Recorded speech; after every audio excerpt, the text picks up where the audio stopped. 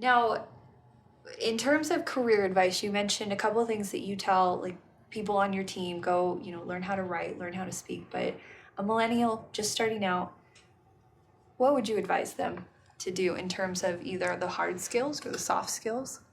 Learn how to write, learn how to present. Okay. I think, if I look at the people that have successful careers, they plot out what that career looks like. I think a challenge, not to group them all together, but a challenge that millennials probably face a little bit more than others is they get a little bit impatient. And so they think, well, I can do so much more than this. And so they job hop quite a bit. And oftentimes they'll go to something, a different career that'll really mess up their resume.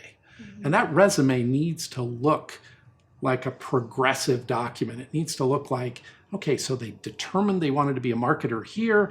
They got this marketing job. They then became a director here. They then assumed digital marketing here, and now they're a CMO. That's the kind of path that will help people versus, wow, so you were a dog groomer, and then you were a marketer, and then you took this trip and you were a tour guide in Austria. Those are all great and all fun. And we could hang out. Yeah. You're fun. But at the end of the day, are you going to build a resume that's going to get you where you want to get to in your career? And so I think being very deliberate about that and not making a decision for the wrong reason. So I had early in my career, first company that I worked at, it was all done. I really determined that I needed a big name tech company on my resume. I interviewed with Novell and got a job offer. Resigned from my first job, and they offered me 50% more money to stay. So we'll keep you, we'll give you a 50% raise. That looks very attractive, but I looked at my long-term resume and knew that that big name company was going to get me further in the long run than 50% more money in my pocket. So I turned it down and I went to Novell, and I think it did exactly what I was trying to have it do. That's so interesting. Like after grad school for me, I had a couple of offers, and I went with the one that paid me half of what the offer. Good job. But in that situation, I thought, okay, I'm young enough that compensation can't be my number one priority.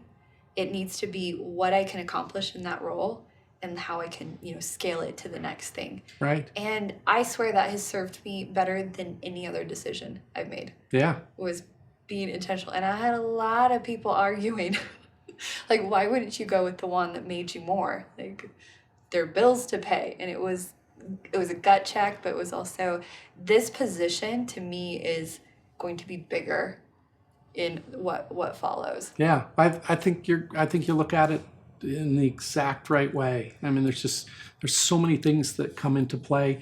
I also think that the trump card should be, do I like what I'm doing? Mm-hmm. And if you don't like what you're doing, go do something else. And I think that's universal. I think if you are toward the end of your career, middle of your career, straight out of school, and you got your first job, and it's not working out for you, you need to go do something else, because we spend a lot of time at work, and it's just not worth it to do something that we're not passionate about, that we don't enjoy. And clearly there's bad days, right? There's days where we'd love to not. Yeah, I think some people are like, oh, I had a bad day, I must not love this. That's right. I think I'll quit. It's still a job. That's right. Right. But overall, you kind of sum it together and say, hey, over the last, I think a good gut check is, if I look back over the last 4 months, have I enjoyed what I'm doing? If the answer is yes, then keep doing it. Mm-hmm. If the answer is no, and I don't see it getting any better, then go look for something else.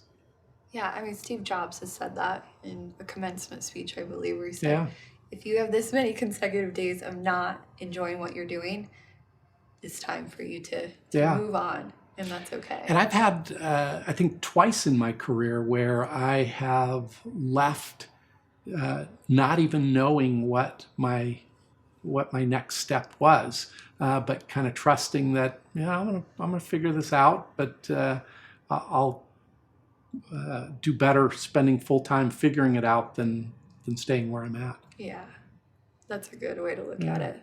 Yeah, everything's figure outable too.